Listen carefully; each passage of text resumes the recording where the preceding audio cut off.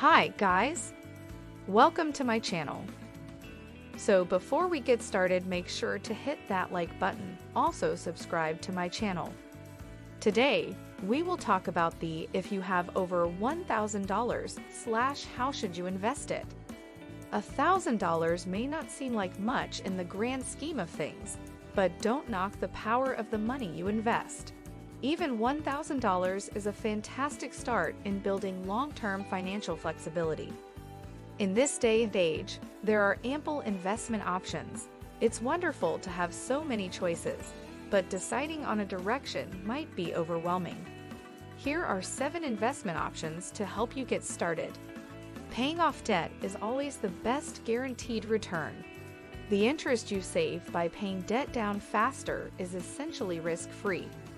So the boring answer to how should I invest $1,000 is always pay off your debt first. Even if you are debt-free, there is a strong personal finance argument for socking the $1,000 away in an emergency fund by way of a higher yield savings account, because this will reduce your likelihood of taking on debt in the future. In real life, however, there are many scenarios where you end up investing while carrying debt. These scenarios are often based on rational decisions, such as taking advantage of employer matching in a retirement account or saving for an inevitable future cost like a child's education. 1. Start or add to a savings account.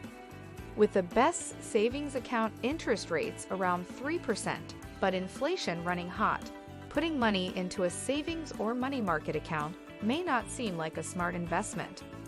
However, millions of households don't have adequate funds for an emergency. If you're in that boat, a savings account is a great place to start. Here's why putting money into basic savings is a great investment. Rainy days are inevitable. Predicting life's twists and turns, and when they'll occur, is impossible. Being prepared with some cash on the sidelines will always help to cushion the blow. And if it keeps you from borrowing money at high interest, like via a credit card, then the small return from the savings account was well worth it. Strive to have at least 3 to 6 months worth of cash stashed.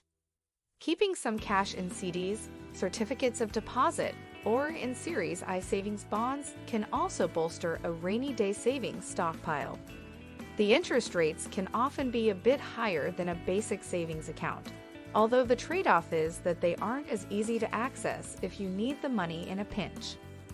2. Invest in a 401k. Who doesn't want a pay raise? While many are dissatisfied with their compensation, they may be overlooking an extra pay perk their employer offers: a matching 401k or similar company-sponsored retirement plan account contribution. The mechanics are simple. If your company offers a match, the business will deposit the same amount as your contribution, usually up to a certain percentage of your gross salary. For example, if a company offers a 3% match, it will contribute $30 for every $1,000 of your paycheck, usually only if you opt to add the same 3% of your pay to your 401k or similar retirement account. If your employer offers it, it's a quick and easy way to double your money. Not to mention a great way to save some dough, since your contribution usually enters your account before taxes. But don't stop at the matching contribution. For 2022, most 401ks allow for $20,500 in total employee contributions and an additional $6,500 if you're older than 50. If you have $1,000 to invest, check with your HR department or benefits specialist about how to set that money aside for retirement. 3. Invest in an IRA. If you don't have access to a work-sponsored retirement plan, or your plan won't allow you to add extra money, you aren't out of luck. That's where individual retirement accounts, IRAs, come in.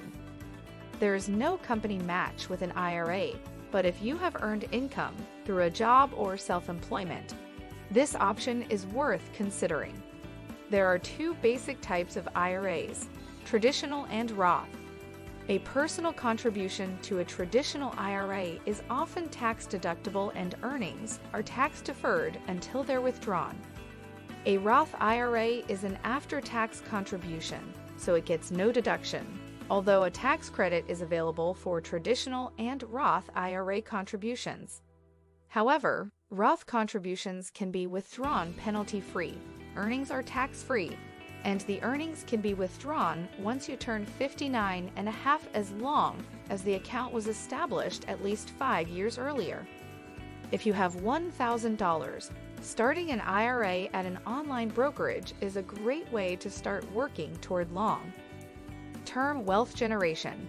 For 2022, investors can deposit as much as $6,000 into an IRA and another $1,000 if they're older than 50. 4. Open a taxable brokerage account.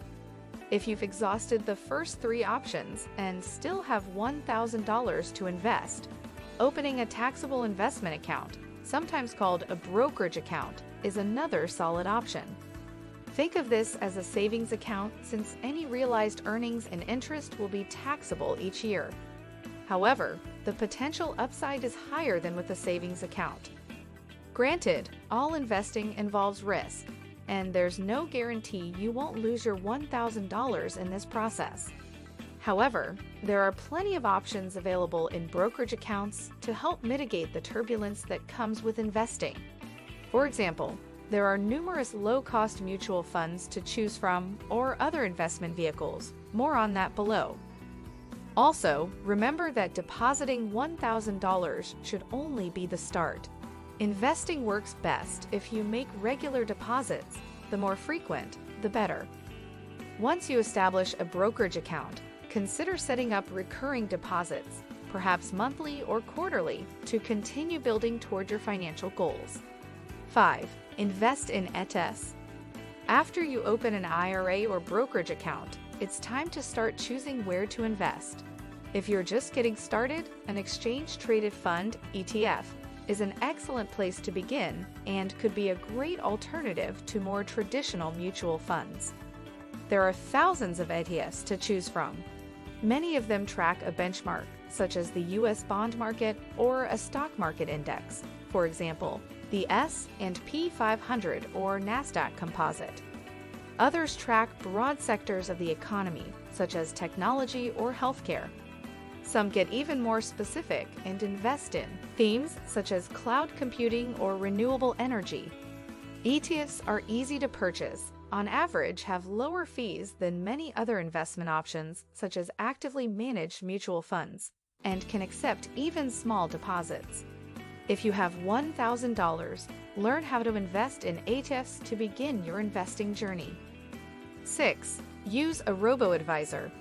Not interested in searching for and managing an investment portfolio? Consider using a Robo Advisor. A Robo Advisor is an online service that automates certain parts of a financial plan and investment portfolio management. There are plenty of Robo Advisors to choose from. Most of them have little to no initial deposit minimum. $1,000 is more than enough to get started. After you answer some questions, the Robo Advisor will choose a basket of funds or ETFs tailored to your long-term goals. Management fees can be quite affordable too. A typical Robo Advisor usually charges less than 0.3% per year. For every $10,000, that's $3 in annual charges to your account. The service will help you set up a plan for making recurring deposits and investments to help you reach your financial destination. 7. Invest in stocks. If you want more control over your investments and which businesses you own, consider purchasing individual stocks. Even with $1,000, it's possible to build a well-rounded portfolio of starter stocks. Many brokerages even allow investors to purchase fractional shares of many companies, so diversifying your account is possible even with just $1,000 to start. It's possible to own individual stocks in both IRAs and taxable brokerage accounts. Additionally, gains in individual stocks aren't taxed at the federal level until you sell them, although gains are taxed by most states. In fact, If you hold stocks for more than a year, the earnings may not be taxed at all by Uncle Sam, which makes owning individual stocks an ideal strategy for deferring taxes in a brokerage account. But remember, stocks represent an ownership stake in a business. Few people would start a new venture with the intent of staying in business for just a short time. Owning stocks works best in much the same way. Owning a piece of a quality business becomes increasingly powerful the longer you stick with it. So if you go this route, it's important to do some homework and make a purchase with the intent of holding the stock for at least a few years, if not indefinitely. This strategy has helped make Warren Buffett the wealthiest investor on the planet. What do you think of our video? Let me know in the comment section below. Thanks for watching my video.